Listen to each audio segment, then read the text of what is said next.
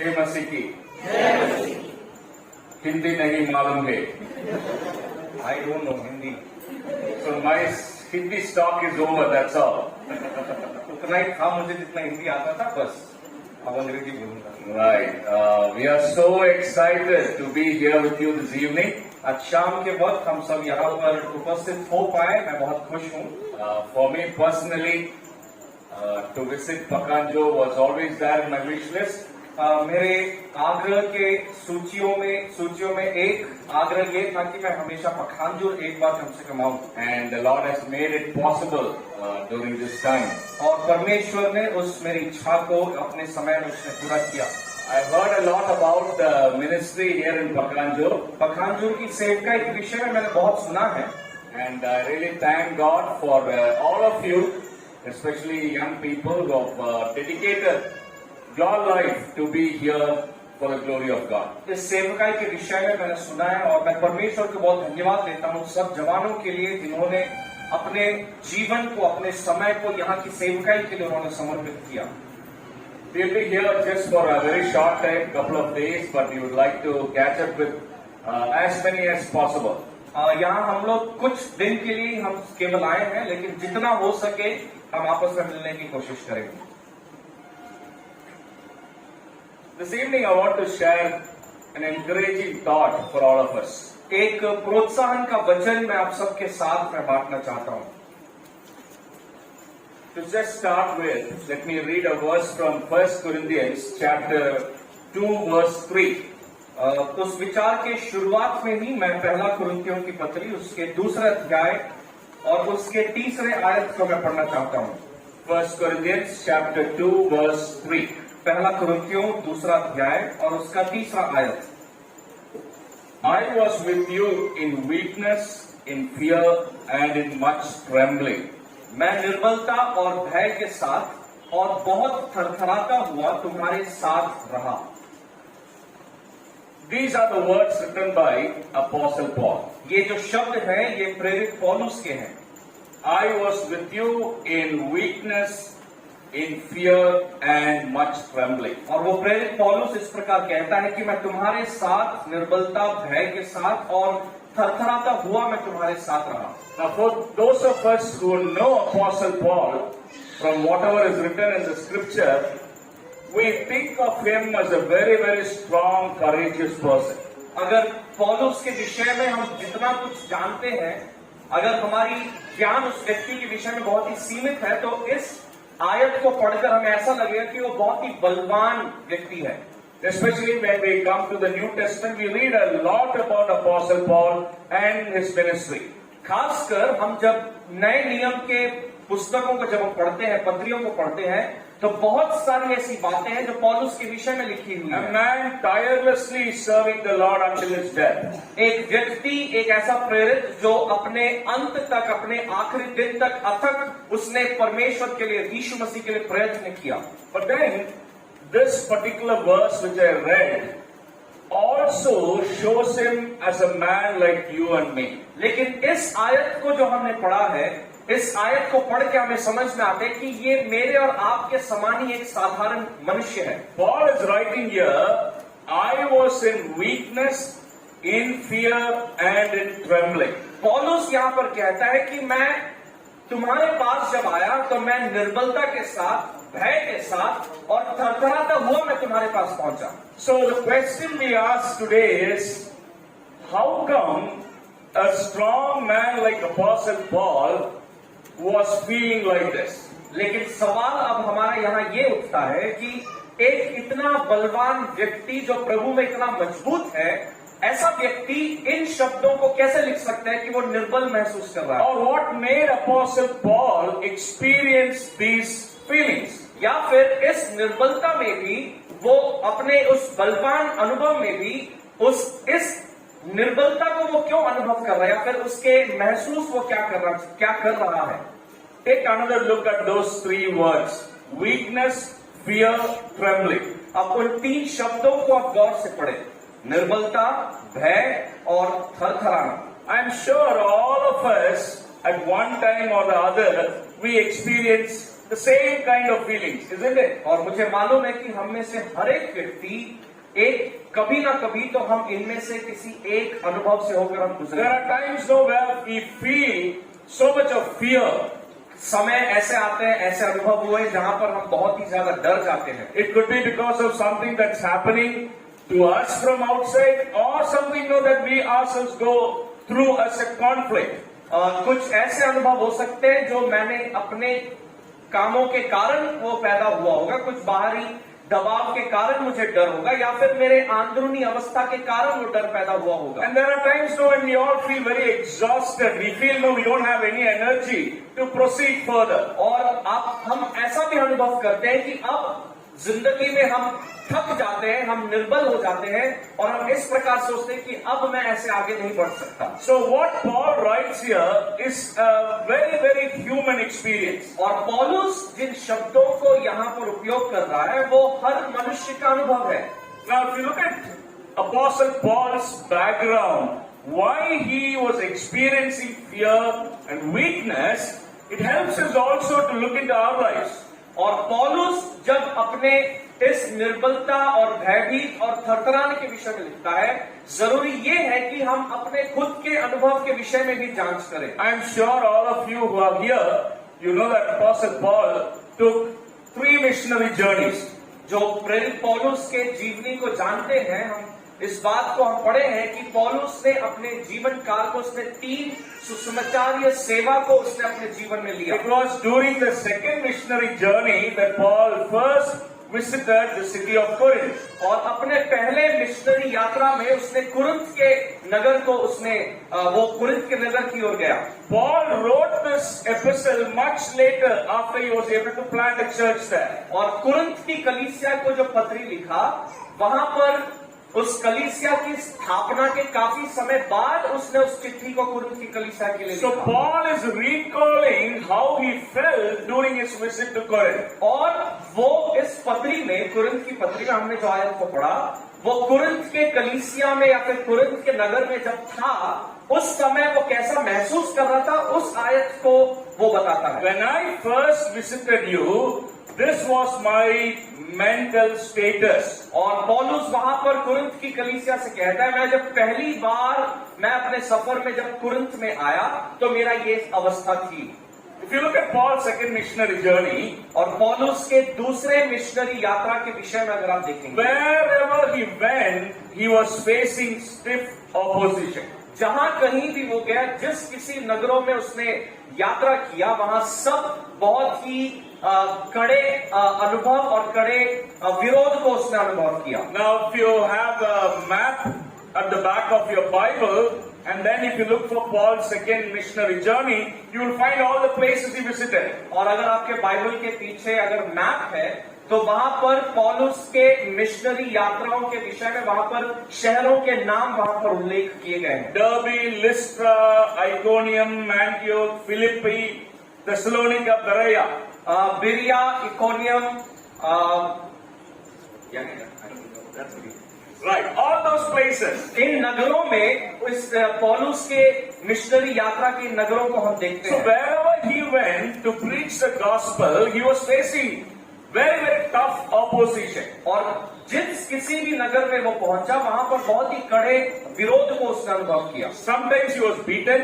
कभी उसको मार खाना पड़ा, Sometimes he was thrown into prisons. कभी उसको बंदीगृह में डाला गया, There was also 1 or 2 instances where he was manhandled. और कई बार उसके साथ गलत व्यवहार, दुष्व्यवहार लोगों ने किया। So whatever happened during that second missionary journey took a toll on his mental well-being. और जो कुछ भी उसके दूसरे मिशनरी यात्रा में उसने अनुभव किया, उसके मानसिक स्थिति को वो बहुत ज्यादा हिला दिया। And of course now we can imagine when a man travels from one place to another continuously for many, many months, especially walking, it also had a toll on his physical well-being. और हम एक व्यक्ति के विषय में इस बात को जान सकते हैं जो अलग अलग शहरों में वो सफर कर रहा है और उन शहरों में वो पैदल ही चलकर सारी सेवकाई को करता है, तो उसके शारीरिक अवस्था की कमजोरी को उसको हम जान सकते हैं। Mentally feeling weak, physically feeling weak,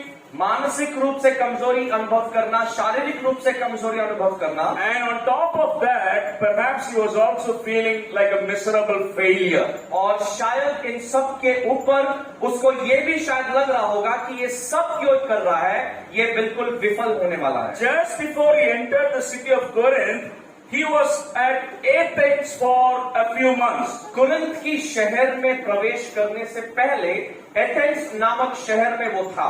कुछ And his महीने के लिए। ministry in Athens was not fruitful as he thought. और एथेंस की जो सेवकाई है, जितना प्रभावशाली वो सोचा था उतना प्रभावशाली उसकी सेवकाई वहां पर नहीं रही। Paul tried all his persuasive methods to preach the gospel, yet did not find many fruits. पौलुस वहां पर अपने हर प्रभावशाली रीतियों को उसने वहां पर लागू किया, लेकिन कोई फल वहां पर उसको नहीं मिला। And it is in this kind of situation Paul entered the city of Corinth to preach the gospel. और ऐसे मानसिक अवस्था के साथ वो अब कुरिन्थ की शहर में प्रचार करने के लिए उस शहर में प्रवेश किया। And that is why Paul here recalls, when I visited you, I was in fear, I was feeling very weak, and I was also trembling. और अब वो एथेंस के शहर छोड़कर अब कुरिन्थ की शहर की ओर प्रवेश कर रहा है, और इसलिए पौलुस इस आयत में पहला कुरिन्थियों 2:3 में हम पढ़ते हैं कि मैं जब तुम्हारे पास आया तो मेरी अवस्था निर्बल थी, है ना, मैं भयभीत था और मैं थरथराते हुए तुम्हारे पास पहुंचा। Now, as I mentioned earlier, this is a human experience. जैसे मैंने पहले कहा कि ये एक मानुषिक अनुभव है, मनुष्य का अनुभव है। Time to time, no, we all undergo these kind of experiences. समय समय हम इस प्रकार के अलग अलग अनुभवों से होकर हम गुजरते हैं। Sometimes, no, that sense of failure, that we involve in something, we make lot of attempts, but no, not many fruits. और हम कई बार अपने आप को सेवा में योगदान जरूर देते हैं, बहुत ज्यादा यत्न करते हैं, लेकिन फल उस प्रकार से हम अनुभव नहीं कर पाते। Now, it's very interesting to see how God responded to Paul at a time like this. और बड़ा ही रुचिजनक बात यह है कि ऐसे अनुभव से जब पौलुस होकर गुजर रहा है तो परमेश्वर पौलुस के जीवन में कैसे काम किया। Now, that's what I want to focus in the remaining few minutes. और आगे जो समय मेरे पास बचा है मैं इस एक विषय पर मैं केंद्रित रखना चाहूंगा। Now, we read about Paul's second missionary journey, a part of that in Acts chapter 18. हम पौलुस के दूसरे मिशनरी यात्रा के एक सेवा या फिर एक भाग के विषय में हम प्रेरितों के काम उसके 13वें अध्याय में हम पढ़ते हैं। Especially the time when he visited Corinth. और खासकर वो समय जब उसने कुरिन्थ की कलीसिया या फिर कुरिन्थ के शहर में जब वो वहां पर पहुंचा। Now, in chapter 18, let's read verse 9 and verse 10. माफ करें, उसका 18वां अध्याय, 13 नहीं, 18वां अध्याय और उसके 10वें आयत को हम 9 और 10वें आयत को हम पढ़ेंगे। प्रेरितों के काम 18वां अध्याय उसका 9 और 10। Now the Lord spoke to Paul in the night by a vision. Do not be afraid, but speak and do not be silent. For I am with you, and no one will attack you to hurt you, for I have many people in this city. प्रेरितों के काम 18वां अध्याय उसका 9 और 10। प्रभु ने एक रात दर्शन के द्वारा पौलुस से कहा, मत डर, वरन कहे जा और चुप मत रहे, क्योंकि मैं तेरे साथ हूँ और कोई तुझ पर चढ़ाई करके तेरी हानि ना करेगा, क्योंकि इस नगर में मेरे बहुत से लोग हैं। This is how the Lord ministered to Apostle Paul. और पौलुस के जब निर्बल अवस्था में परमेश्वर पौलुस के पास आया तो वो इस प्रकार पौलुस के पास पहुंचा। Now, one of the things now that comes out very clearly at this junction is the fact that God knows how each one of us feel inside, deep inside us. और इस मुकाम पर जब पौलुस यहाँ पर पहुंचा और परमेश्वर के व्यवहार से हम इस एक बात को समझ सकते हैं कि परमेश्वर हम में से हर एक के आंतरिक भाव को और आंतरिक हम जो महसूस करते हैं वो परमेश्वर जानता है। In fact, God knew Apostle Paul was experiencing fear, weakness and trembling. और परमेश्वर इस बात को जानता था कि पौलुस अपने मन में निर्बलता और भय और थरथराने की अवस्था को महसूस कर रहा है। So God appeared to Paul in a vision and he said, Paul, do not be afraid, for I am with you. और इसलिए परमेश्वर पौलुस के पास पहुंचा, दर्शन देकर इस बात को कहा कि पौलुस तू मत डर, मैं तेरे साथ हूं। Now it's very interesting, if you look at the background, we realize a few people were already with Paul at this point of time in Corinth. अब कुरिन्थ में यहाँ पर सबसे और मजेदार बात यह है कि जब परमेश्वर इस बात को कह रहा है तो पौलुस के साथ पहले से ही कुछ लोग हैं सेवा के लिए। A family by name Aquila and Priscilla, Paul was staying with them. Aquila और प्रिसिल्ला नाम के एक परिवार में पौलुस जिसके साथ रहता था। And then if you read through the first few verses of chapter 18, we also know Silas and Timothy, Paul's companions, were also there with Paul. और कुरिन्थ में जब वो सेवकाई शुरू कर रहा है तो 18वें अध्याय के शुरुआती आयत में सिलास और तिमुथियुस उस सेवकाई में इसके साथ उन्होंने सेवा किया। And I'm just imagining, I don't know whether Paul ever shared what he was going through with those who were around him. मुझे नहीं मालूम, मैं बस इस बात की कल्पना कर रहा हूँ कि क्या पौलुस शायद अपने इन साथियों से जो सेवा में है, क्या उनको जाकर उनकी अवस्था को, अपनी अवस्था को बताया होगा? Did Paul really open up himself to Aquila and Priscilla and also Silas and Timothy saying, I need your prayers or no, be with me? We don't know. हमें नहीं मालूम कि पौलुस अगर अक्विला प्रिसिल्ला के पास गया, सिलास और तिमुथियुस के पास गया और ये कहा कि मेरे मन की अवस्था ये है, मेरे लिए प्रार्थना करो।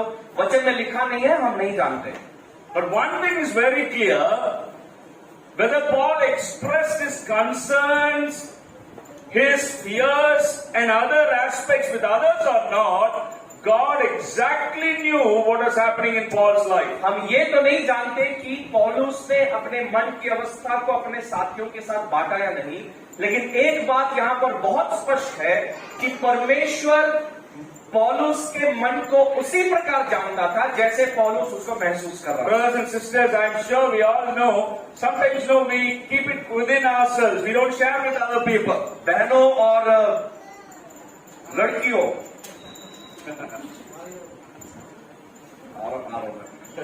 ओके, हम इस बात को हम नहीं जानते कि हम कितना अपने अंदर बातों को हम दबा के रखते हैं। Now, sometimes we keep all our fears to ourselves. We keep our weakness to ourselves. We don't want to share with others. No, we are actually very wary of how others will think about us. हम नहीं जानते कि हम इसलिए बातों को दबा कर रखते हैं कि बाकी लोग मेरे विषय में क्या सोचेंगे, अगर मैं कह दूं तो क्या होगा, आगे क्या होगा। इन बातों को विचार करके हम बातों को नहीं बताते। Sometimes even within the family, husband cannot share with his wife or the wife cannot share with her husband. परिवार में ही हम इस बात को देखते हैं कि पति शायद पत्नी को बातों को ना कहे, पत्नी शायद पति को अपनी बातों को ना कहे। But I want to assure you, God, who is omniscient, He knows exactly how we all feel within ourselves. लेकिन परमेश्वर के विषय में हम इस बात को जानते हैं, परमेश्वर जो सर्वज्ञानी है वो बिल्कुल उसी बात को जानता है जिस बात को मैं अपने मन में महसूस कर रहा हूँ। Now sometimes we also have this kind of a self-pity feeling. Oh, nobody really cares about me. Nobody really is concerned about me. Nobody inquires about my welfare, so on and so forth, isn't it? और कई बार हम अपने आप पर तरस खाकर हम इस बात को कहते हैं कि अरे मेरा कोई ध्यान नहीं रखता, मेरे को कोई पूछता नहीं है, मेरे लिए कोई प्रार्थना नहीं करता है। इस प्रकार के सवाल और विचार हमारे मनों में आते हैं। But I want to assure you, लेकिन मैं आपको एक बात निश्चित कहना चाहता हूँ, the God whom we worship, He is able to understand everything that we go through. जिस परमेश्वर की आराधना मैं और आप करते हैं, वह परमेश्वर मेरे और आपके हर अवस्था को, मैं हर चीज जो महसूस करता हूं उसको वो जानता है। And He is not only a person now who is able to understand what we go through, but He also wants to come to us and assure His presence. लेकिन वो परमेश्वर केवल ऐसा परमेश्वर नहीं जो सिर्फ जानता है, लेकिन वो जानकर मेरे और आपकी अवस्था के लिए वो मार्ग निकालता है। Now here is the word for Apostle Paul. और यहाँ पर पौलुस के लिए एक शब्द यहाँ पर वचन में है। Do not be afraid. और कुछ शब्द परमेश्वर ने कहा कि मत डर, but speak and do not keep silent. वरन कहे जा और चुप मत रह। Now, why did God say these words to Apostle Paul? अब परमेश्वर ने इन शब्दों को क्यों कहा प्रेरित पौलुस से? As I said, Paul was actually under fear now. अब जिस प्रकार हमने देखा पौलुस जो है इस मुकाम पर जब है तो वो डरा हुआ है। All that happened during the journey, all those bad memories are back to haunt him now. और उसके जीवन में उसके सारे बुरे अनुभव से होकर जो गुजरा है, उसको जो बुरे विचार और बुरे बीते हुए विषय को जब वो विचार कर रहा है, उसको ये बातें उसको डरा रही है। Now I'm sure now we all sometimes carry bad memories. हम सब जानते हैं, हम सब के पास हम सब अपने बुरे अनुभवों को लेकर हम जीवन में चलते हैं। Times when we have been threatened, we have been cornered, we've been singled out. There are bad memories. कुछ ऐसे बुरे अनुभव हमारे हैं, कुछ याददाश्त ऐसे हैं जो हमारे जीवन में अच्छे नहीं रहे हैं, शायद दूसरों ने दोषी ठहराया होगा, हमारे ऊपर उंगली उठाए होंगे और इस प्रकार के अनुभव है और उस याद को लेकर हम चलते हैं। So again and again, when similar situation comes up in our life, these bad memories come back to haunt us. और आगे जब ऐसे और अनुभव हमारे जीवन में जब होते हैं, पुरानी बातें जिससे मैं होकर गुजरा हूं, वो फिर से मेरे मन में आकर मुझे डराने लगेगी। Now Paul is deeply thinking within himself, should I continue to preach? Should I continue to work in the city of Corinth? पौलुस अब इस डर की अवस्था में वो अपने मन में विचार कर रहा है कि अब क्योंकि अवस्थाएं मेरे विपरीत है, तो मैं क्या कुरिन्थ में अब प्रचार के लिए आगे जाऊं कि नहीं, क्या मैं इस सेवा में आगे बढ़ूं कि नहीं। How will the people treat me at this place? अब मैं जब इस शहर में कुरिन्थ की जगह में मैं आया हूं, तो लोग मेरे से कैसे बर्ताव करेंगे। Am I going to be manhandled like my previous times? क्या मेरे साथ उसी प्रकार दुर्व्यवहार होगा जैसे पहले लोगों ने मेरे साथ किया था। Brothers and sisters, भाई और बहनों, fear is something that stops us from doing what we have been doing. भय एक ऐसा चीज है जो हम जिन कामों को करते हैं, वो कामों को करने से डर हमें रोक देती है। We are all human beings. हम सब मनुष्य हैं। We all have emotions. हम सब के अलग अलग भाव हैं। One of those emotions is fear. और उन भावों में से एक भाव जो है वो है डर। Fear can have a positive influence in our lives. डर जो है एक सकारात्मक विचार को ला सकती है, but at the same time fear also can be very, very crippling. और उसी समय डर जो है वो एक नकारात्मक विचार और नकारात्मक फल को भी आपके जीवन में ला सकती है। Imagine, you are very, very enthusiastic, you're excited, you're doing something, and then something happens in your life and fear grips you. और उदाहरण के लिए आप अपने जीवन में बड़े उत्साह के साथ कुछ सेवा को कर रहे हैं, आगे बढ़ रहे हैं, और अचानक उसके कारण कुछ हो जाता है और डर आपके मन में समा जाए। And now you are wondering to yourself, should I continue? Should I really do the things that I've been doing? और फिर आप मन में सोचने करेंगे कि क्या मैं इस बात को आगे बढ़ाऊं, क्या मैं इस सेवा में आगे जाऊं, जो मैं कर रहा था क्या उसको करते रहूं कि बंद कर दूं। Although fear is an emotion that God has given us, the devil can use it very effectively to cripple us in our ministry. हालांकि डर जो भाव है वो परमेश्वर के द्वारा दिया हुआ भाव है, लेकिन शैतान अपने काम को पूरा करने के लिए इस डर का उपयोग कर सकता है। Now, if you look at biblical characters, you realize fear is not something very, very unique to us. It has been there in the life of many of God's people. अगर वचन को अगर आप ध्यान से पढ़ेंगे तो वचन के वीरों के विषय में हम देखेंगे कि इन संतों के बीच में, इन संतों के जीवन में भी डर जो है बहुत ही सामान्य रूप से सकता है। ये मनुष्य का एक साधारण स्वभाव है। Now, if you look at the Bible, I'm sure we all remember Abraham, Isaac and Jacob, men of faith. और बाइबल में लिखे हुए उन विश्वास के वीरों के विषय में हम देखते हैं, इब्राहिम, इसहाक और याकूब के विषय में हम देखते हैं। It's very, very interesting. All these three patriarchs, they also went through times of fear. और ये बड़ा ही मजेदार बात यह है, रुचिजनक बात यह है कि ये तीन जो विश्वास के पिता हैं, इन पितरों ने भी अपने जीवन में डर के अनुभव से होकर गुजरे हैं। I don't have time to read through all those passages. If you have a pen, you can note it down. Genesis 15 verse 1. मेरे पास पूरे आयतों को पढ़ने का समय नहीं, अगर आपके पास पेन है तो उसको लिख सकते हैं। There you read about Abraham's fear. उत्पत्ति 15वां अध्याय उसका पहला वचन, जहां पर आप इब्राहिम के डर के विषय में पढ़ते हैं। Genesis 26 verse 24.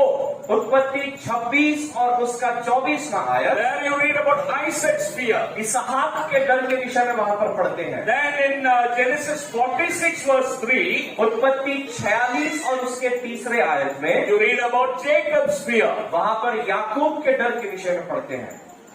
Very interesting. If you read through these passages, अगर आप इन भागों को जब आप पढ़ेंगे, the circumstances were different. यहाँ पर परिस्थितियां इन तीनों के जीवन में अलग है। What Abraham faced was different than what Isaac and Jacob faced. Ibrahim ने जिस बात को सामना किया, जिस परिस्थिति से गुजरा, वो इसहाक और याकूब से अलग था।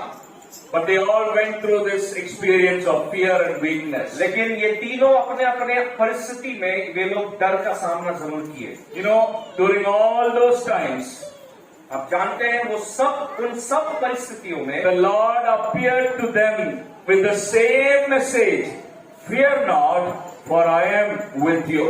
ये तीनों पितरों के जीवन में जब डर की परिस्थिति, डर का अवस्था जब आया, तो परमेश्वर यहोवा इन तीनों के साथ इसी शब्द के पास पहुंचा और वो कहा कि मत डर, क्योंकि मैं तेरे साथ हूं। Brothers and sisters, I want to say that if we are experiencing a similar kind of emotion, प्रिय भाई और बहनों, मैं इस बात को कहना चाहता हूं कि अगर हमारे सामने भी अगर इसी डर की अवस्था आती है, what will be the reason or cause of it? चाहे उसका कारण और वो किसी भी कारण से वो डर पैदा And हुआ, out of fear, when you look up to heaven, you are going to hear the same phrase coming to you, fear not my child, for I am with you. जब इस डर के साथ आप अपनी दृष्टि को जब स्वर्ग पर उठाएंगे और परमेश्वर आपको इन्हीं शब्दों के साथ वो आपके पास पहुंचेगा, वो कहेगा कि हे मेरे संतान, तू मत डर, क्योंकि मैं तेरे साथ हूं। And you can also be, assured, when God says fear not, it's not a pep talk or a word of encouragement that comes from human beings. ये मत डर जो शब्द है, ये परमेश्वर के पास से जब आता है, तो ये कोई ऐसा शब्द नहीं है जहां पर किसी को जोश दिलाने के लिए बात कह रहा है, लेकिन ये किसी सत्य वचन है परमेश्वर का। I'm sure that we all have experienced, when we are under fear, others come by our side and say, fear not, brother, nothing will happen, don't worry, everything will be all right. हम जब डर जाते हैं तो कुछ हमारे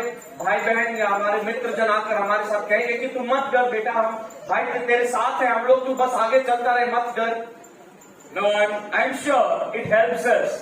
It helps us in a small way. हम ये बात तो पक्की है कि ऐसे शब्द जो है हमें कुछ समय के लिए आगे बढ़ने के लिए सहायता करेगी, But I don't think they will be able to say to us, do not be afraid, for whatever happens, I am with you. लेकिन मुझे शक ये है कि ये मित्र जन इस शब्द को नहीं कह पाएंगे कि तू मत डर, क्योंकि मैं तेरे साथ हूं। Now, in God's response to Paul's fear and weakness, in verse 10 we read, for I am with you and no one will attack you to hurt you. और पौलुस के डर के विपरीत परमेश्वर अपने शब्दों को 10वें वचन में 18 के 10 में वो कहता है, क्योंकि मैं तेरे साथ हूं और कोई तुझ पर चढ़ाई करके तेरी हानि नहीं करेगा। One is a universal promise which we all can claim at all times in our life. एक बात ये कि एक जो वायदा परमेश्वर करता है, वो हम हर एक लोग अपने संसारिक रूप से परमेश्वर अपने विश्वासियों को वो इस वायदे को देता है, For I am with you. क्योंकि मैं तुम्हारे साथ हूं।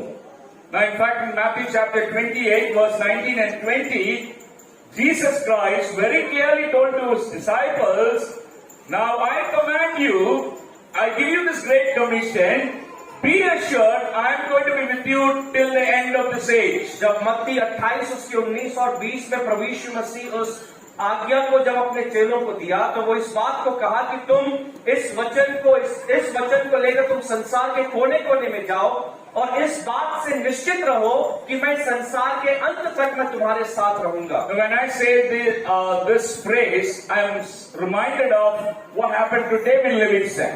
मैं जब इन शब्दों को कह रहा हूं तो मुझे याद आ रहा है एक दास डेविड लिविंगस्टन के नाम से जो दास था उसके जीवन में क्या And हुआ। I believe that many of you know David Livingstone's biography. और मैं इस बात को उम्मीद कर रहा हूं कि आप में से कुछ लोग जरूर डेविड लिविंगस्टन के बारे में सुने होंगे। He was born and brought up in Scotland. Scotland नाम के एक देश में उसका जन्म हुआ। He was from a very, very poor family. बहुत ही एक गरीब परिवार में उसका जन्म हुआ। Once now I had the privilege of visiting the place where he was born.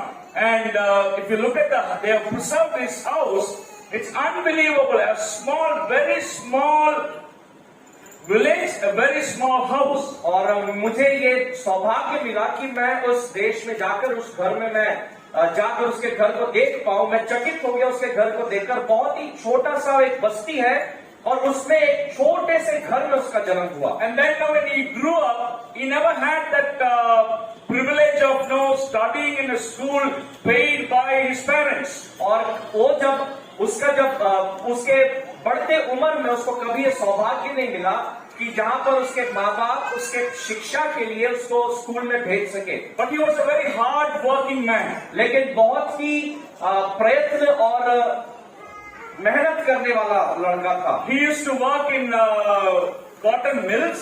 और वो रुई के फैक्ट्री में वो काम करता था। Now, if I have to describe, huge rolls, and underneath these guys have to squeeze themselves and then collect all the cotton pieces that will fall onto the ground. और इसका काम ये था कि जब रुई का एक बहुत बड़ा रोल जब वहां पर इकट्ठा करते हैं उसके नीचे घुसकर इन लड़कों का काम था कि ये बचे कुचे जो नीचे गिरे रुई है उसको इकट्ठा करना। David Livingstone used to keep his textbooks at a corner in the factory. Every time when he got a chance to relax, he would go there, read, study. That's how he became a doctor. और David Livingstone का आदत ये था कि जब भी वो उस फैक्ट्री में काम करने जाता तो उस फैक्ट्री के एक कोने में अपने किताबों को ले जाकर रखता और जब भी उसको फ्री टाइम मिलता तो वो वहां जाकर अपने किताबों को पढ़ता और वैसे करके वो डॉक्टर बन गया। But his parents, especially his father, was a very mission-minded man. और उसका जो पिताजी था वो बहुत ही सेवा के प्रति बहुत ही ज्यादा केंद्रित व्यक्ति था। He always brought up his children, reading to them missionary biographies. और हमेशा ये डेविड के पिताजी जो है वो परमेश्वर के सेवा करने वाले सेवकों की कहानी को वो बांटा करता था। So David Livingstone, when he finished his graduation, he wanted to go as a missionary to Africa. और जब डेविड का कॉलेज की पढ़ाई खत्म हो गई तो क्योंकि वो इन घटनाओं को और मिशनरीज के कहानी घटनाओं को सुनता था उसकी इच्छा हुई और वो कॉलेज की पढ़ाई खत्म करके वो अफ्रीका देश में चला गया। Those days, Africa literally meant a dark continent. Dark continent. और उन समयों में अफ्रीका का देश जो है अफ्रीका का देश सचमुच में वो अंधकार का एक क्षेत्र माना जाता था। And David Livingstone went there, especially the first 16 years, nobody knew what happened to him. और डेविड लिविंगस्टन जब वहां पर गया और किसी को कोई खबर नहीं कि उसके जीवन में क्या हो रहा है उसके विषय में कोई खबर किसी को नहीं। Was he still alive? Was he continuing in ministry? Was he dead? Nobody knew what was happening to him. किसी को कोई खबर नहीं क्या डेविड लिविंगस्टन जिंदा है अपने सेवा को जारी रखा है कोई खबर किसी को नहीं था। In fact, from Scotland, they even sent a team into Africa to find out whether he is still alive. Scotland जिस देश में वो पैदा हुआ था वहां से एक टीम को भेजा गया डेविड लिविंगस्टन को ढूंढने के लिए अफ्रीका में लेकिन उनको फिर भी नहीं मिला। Now, after 16 years, David once returned back to Scotland. Africa जाने के 16 साल के बाद वो पहली बार अब स्कॉटलैंड अपने देश वापस For आया। a very short time. थोड़े समय के लिए केवल वो स्कॉटलैंड आया। By then, In Scotland, many of these people, they came to know here is a missionary who was working in Africa and he has now returned back to Scotland, and everybody wanted to see him and also listen to him. और जब ये David Livingstone वापस अपने देश Scotland में पहुंचा तो वहां पर इसके आने की खबर फैली और लोग इस बात को कहने लगे कि ऐसा एक मिशनरी अफ्रीका देश से हमारे यहाँ वापस आया है, और इस प्रकार के बातों को वहां पर लोग करने लगे। It so happened the meeting was arranged in the very university from which he graduated, Glasgow University. और ऐसा हुआ कि जिस यूनिवर्सिटी से पढ़ाई करके ये गया था, उसी यूनिवर्सिटी ने एक सभा आयोजन करके उसको वहां पर प्रचार करने के लिए The बुलाया। whole hall was filled with people. पूरा जो सभा का जो भवन है वो लोगों से भर गया। They have heard about David Livingstone, but many of them have never seen him. They have heard about David Livingstone, but many of them have never seen him. David Livingstone के विषय में उन्होंने बहुत लोग सुना है, लेकिन कोई डेविड लिविंगस्टन को देखा नहीं है। You know what was going in their minds? आप जानते हैं उनके मनों में क्या विचार दौड़ रहा था? Who is this David Livingstone? वो लोग सोच रहे थे कि ये डेविड लिविंगस्टन ये बंदा है कौन? What kind of man will ever go to Africa and then survive there for 16 long years? अब ऐसा कौन सा व्यक्ति है जो डॉक्टरी की पढ़ाई करने के बाद अफ्रीका देश में जाएगा और 16 साल तक वहां पर जीवित रह पाएगा? So some of them, they were thinking he must be a well-built, strong man. और कुछ लोग सोचे कि अगर इतने साल तक अफ्रीका देश में जिंदा रहना है तो बहुत ही तंदुरुस्त हट्टा कट्टा व्यक्ति होगा। And many of them know they were actually assuming in the midst of them there will walk a strong, robust-looking man. और वे लोग इस बात का कल्पना किए कि जब डेविड लिविंगस्टन आएगा उनके बीच में एक बहुत ही लंबा चौड़ा हट्टा कट्टा व्यक्ति सामने खड़ा रहेगा। Finally, when David Livingstone walked into that hall, और जब अंत में जब डेविड लिविंगस्टन खुद उस भवन के अंदर जब प्रवेश किया, many were in for shock. वहां पर बहुत लोग चकित हो गए। When they looked at this guy walking very slowly up to the pulpit, some of them were wondering whether he was really a Scottish man or is a native of Africa. और जब David Livingstone उस भवन में प्रवेश कर रहा था, लोग इस प्रकार सोचे कि ये सचमुच में स्कॉटलैंड में पैदा हुआ व्यक्ति है या फिर ये वाकई में अफ्रीका का आदमी है। Because now all the skin color was different now. क्योंकि अब 16 साल के बाद जो है इसके चमड़े का जो रंग है वो सब बदल गया। And one of his shoulders, because of an injury, he could not lift it up. और एक कंधा उसको चोट लगने के कारण वो उठा नहीं सकता था। He couldn't actually hear through one of his ears. एक कान से वो बहरा हो गया। He couldn't see through one of his eyes. एक आंख से वो अंधा हो गया। David Livingstone himself said, I was only a ruckle of bones. और डेविड लिविंगस्टन अपने खुद के विषय में इस बात को कहता है कि मैं कुछ हड्डियों का ढांचा के समान Why that he was affected by malarial fever several times. और कई बार वो अफ्रीका के देश में वो मलेरिया से बीमार हो गया। And then he stood there in the pulpit and then started sharing about what all he went through in Africa. और डेविड लिविंगस्टन अपने उस मंच पर खड़े हुआ और अपने अनुभव को अफ्रीका देश के अनुभव को वो बांटना शुरू किया। Spellbound, the entire crowd listened to what he had to say.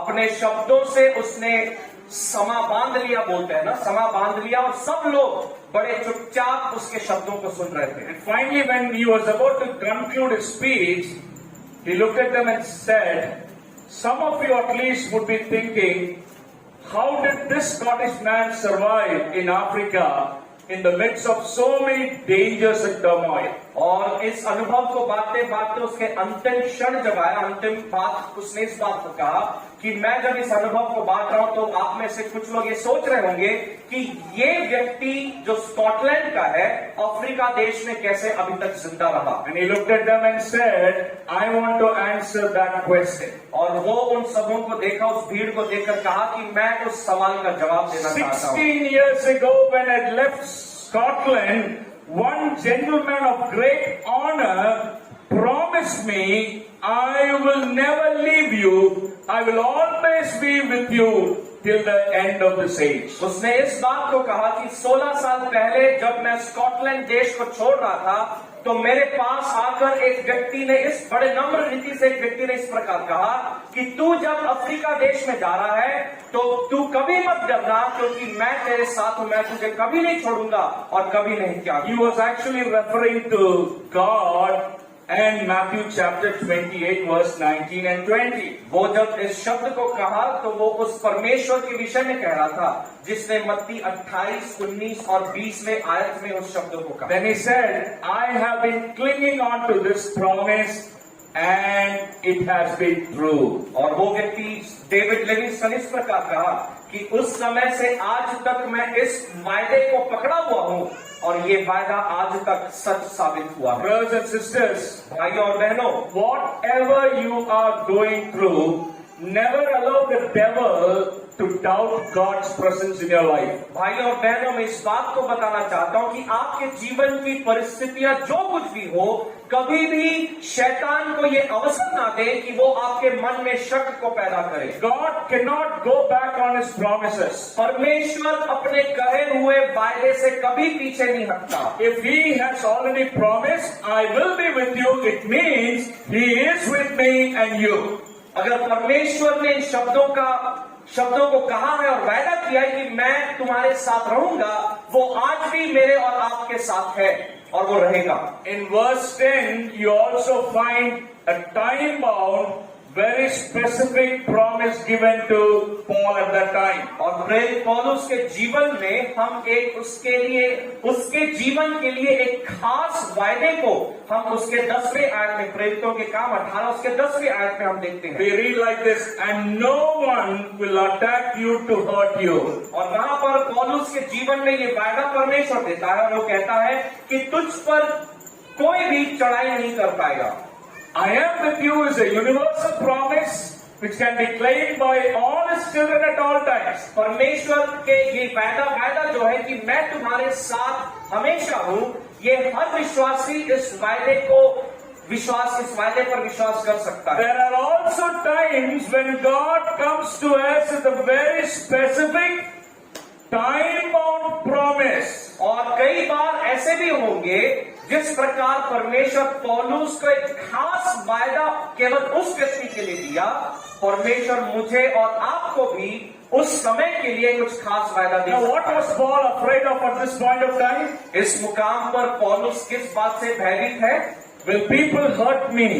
क्या मैं जब प्रचार करूंगा तो लोग मुझे ताड़ना देंगे? What happened to me in other places? Will the same thing be repeated here also in Corinth? अगर पिछले दिनों में जो बाकी शहरों में जब मैंने प्रचार किया, जैसा उन्होंने मेरे साथ सलूक किया, क्या कुरिन्थ के लोग भी वैसा ही सलूक मेरे साथ करेंगे?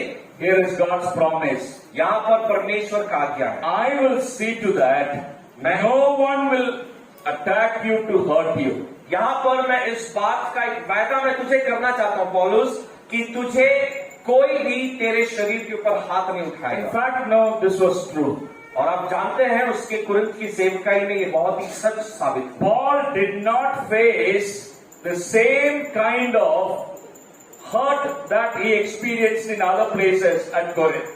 दूसरे नगरों में और शहरों में जिस ताड़ना को उसने अनुभव किया, कुरिन्थ की शहर में उसने वैसा अनुभव नहीं किया। But we all know this was a time-bound promise. लेकिन हम सब इस बात को जानते हैं कि ये वायदा जो है एक समय सीमा के लिए परमेश्वर। You know what I want to say? आप जानते हैं मैं क्या कहने की कोशिश कर रहा हूं? God also knows how much we all can bear. परमेश्वर हम में से हम कितना सह सकते हैं उस बात को परमेश्वर जानता है। Sometimes though he gives us a breather.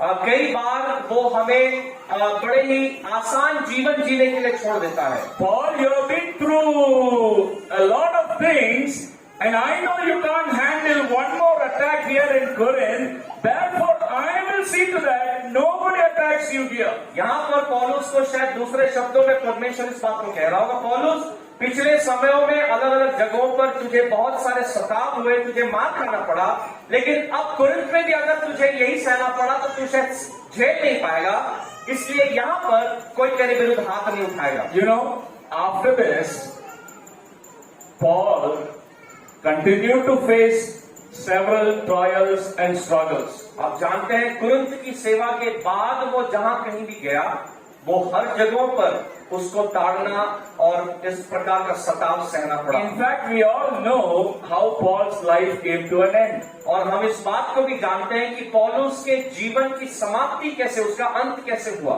He had to lay his life down as a martyr. और उसको अपना जीवन जो है प्रभु के लिए शहीद होना पड़ा उसको। Now the question may come, did not God save Paul from that kind of a life-threatening assault? अब सवाल यहाँ पर ये उठेगा कि क्या परमेश्वर उसको जब उसके जान खतरे में था या फिर वो जब शहीद होना पड़ा उसको, क्या ऐसे समय पर परमेश्वर उसको कोई वादा या फिर परमेश्वर उसको छुड़ाया नहीं? Sometimes you know what? When we read through verses like "I am with you," we always think about protection. जब हम ऐसे शब्दों को पढ़ते हैं कि मैं तुम्हारे साथ हूँ, ऐसे शब्द को पढ़ने से हमको लगता है कि वो एक सुरक्षा का शब्द है। But my dear brothers and sisters, लेकिन मेरे प्रिय भाई और बहनों, it also means "I am with you" is applicable even when we walk through the valley of shadow of death. लेकिन मैं तेरे साथ हूँ, ये जो शब्द है, ये उस समय भी उस समय भी ये लागू होता है जब मैं अंधकार के तराई से होकर जब मैं गुजरता हूँ। We can be very sure even when Paul was killed by those who opposed the gospel, the Lord was with him even at the time when his life was taken out of him. इस बात से हम निश्चित रह सकते हैं कि जिस वक्त ये सुसमाचार के विरोध करने वाले ये लोग जब पौलुस के जान को ले रहे थे, जब उसको मार डाल रहे थे, तब भी परमेश्वर इस पौलुस के साथ था। So therefore, for us, you know what is the greatest assurance? Both in life and death, we are assured He is with us. और इसलिए हम विश्वासियों के लिए बहुत बड़ा सांत्वना का शब्द इसलिए है क्योंकि जीवन में और मृत्यु में ये वायदा कि मैं तुम्हारे साथ रहूंगा, ये परमेश्वर उस समय भी पूरा करता है। But you know what? God orchestrates everything. और आप जानते हैं परमेश्वर इन सब परिस्थिति को लेकर एक बहुत सुंदर फल को सामने लाया। You know what? At Corinth, God knew that this man still had a lot of ministry to do. और परमेश्वर पौलुस के विषय में जानता था कि इस एक व्यक्ति के द्वारा तुरंत की जगह में बहुत सारी सेवकाई होना बचा है। So here is God's promise. I will see to that nobody troubles you here. और इसलिए परमेश्वर यहाँ पर पौलुस को वायदा देता है कि तुरंत के शहर में तेरे विरुद्ध कोई हाथ नहीं उठेगा। Brothers and sisters, think about this promise. भाई और बहनों, अब आप इस वायदे के विषय में आप विचार करें। Who on earth can actually assure you a similar promise? I will see to that you will not go through a problem at this place. यहाँ पर इस संसार में जब हम रहते हैं, परमेश्वर के अलावा और कौन हमें ये वायदा, किसी प्रकार का वायदा दे सकता है कि मैं तुम्हारे साथ हूं और मैं इस बात को निश्चित करूंगा कि तुझे कुछ ना हो। Only who is sovereign, only who has control over every aspect of your life and my life, He can assure us, I will see to that nobody attacks you. केवल वही इस वायदे को कर सकता है जो सर्वाधिकार को रखता है, जो आपके और मेरे जीवन के हर परिस्थिति को जो पहले से जानता है, और वो इस बात को भी जानता है कि शायद मैं और आप एक सताव के परिस्थिति से होकर हम गुजरेंगे। So here is the promise. Even sometimes, no, when we have to walk through tough times, difficult times, sometimes, no, even when we are attacked, or when we go through times of fear or trembling, remember the Lord has allowed it.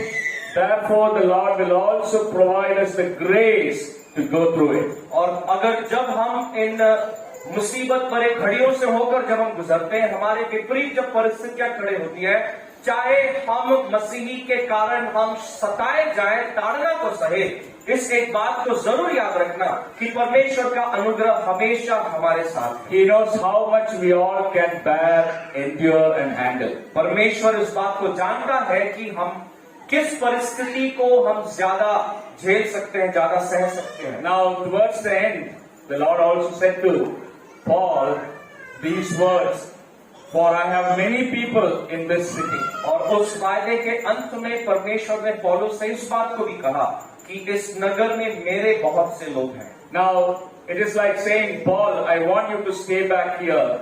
Don't go away from this city until I tell you that. और परमेश्वर इस वायदे से परमेश्वर का मकसद ये कहना है कि पौलुस, जब तक मैं तुझसे ना कह दूं, तू इस नगर को छोड़ के मत जाना। Perhaps Paul would have thought, my work here in Corinth will also be a failure. शायद पौलुस उस समय इस प्रकार सोच रहा होगा कि मेरी सेवकाई कुरिन्थ के जगह में भी शायद सफल ना हो। God who knew the future, he is now saying to Paul, don't make that decision, don't quit, don't run away, for I have a purpose for you to accomplish. परमेश्वर जो आगे की भविष्य की बातों को जानता है, समझता है, परमेश्वर जो सर्वज्ञानी है, वो इस बात को पौलुस से कह रहा है कि इस क्षेत्र से नहीं जाना, क्योंकि मुझे यहाँ पर तेरे द्वारा बहुत सी सेवकाई करनी है। It's actually amazing if you look at Paul trusted God when he promised him that. He stayed back there for 18 more months. और बड़ा ही अचंभित बात यह है कि पौलुस परमेश्वर के इन शब्दों पर पौलुस विश्वास किया और वहां पर करीब 1.5 साल और अपनी सेवकाई को उसने बढ़ाया। Praise God. Because of that, we know that wonderful men were raised in the church at Corinth. और क्योंकि पौलुस ने अपनी सेवकाई को जारी रखा 1.5 साल और, इसलिए कुरिन्थ की कलीसिया से बहुत ही आत्मिक पुरुषों का वहां से उठना And हुआ। of course, now we can also say, because of Paul's ministry in Corinth, we have these two epistles which are still encouraging to each one of us. और हम इस बात को भी कह सकते हैं कि क्योंकि पौलुस ने उस सेवकाई को वहां पर पूरा किया, हमारे पास बाइबल में ये 2 पत्रियां हैं जो आज भी कलीसिया के उन्नति और प्रोत्साहन के लिए उपयोग किया जाता So है। brothers and sisters, as we minister, as we serve God, in whatever capacities, whatever the Lord has entrusted us, when you go through disappointments, difficulties, remember, He is always with you and He has brought you to a particular place or a particular job and He knows what He is doing with your life. और इसलिए प्रिय भाई और बहनों, मैं इस वचन को आपको स्मरण दिलाना चाहता हूं कि आप जिस किसी भी विपरीत परिस्थितियों में या मुसीबतों से होकर गुजरे, इस बात को आप हमेशा याद रखें कि वो परमेश्वर जिसने पौलुस को वायदा किया, वो परमेश्वर मेरे और आपके साथ भी यही वायदा करता है और कहता है कि मैं तुम्हारे साथ हूं। May the Lord bless these words to us even as we recommit ourselves and take the Lord's promise as a personal one to our lives. हम जब अपने आप को इस वचन के आधार पर हम जब पुनर्समर्पित हम कर रहे हैं, इन वचनों को परमेश्वर हमारे जीवन में आशीषित करें और हम परमेश्वर के हाथों में अपने जीवन को सौंपें। May the Lord's name be glorified. परमेश्वर के महान नाम की स्तुति।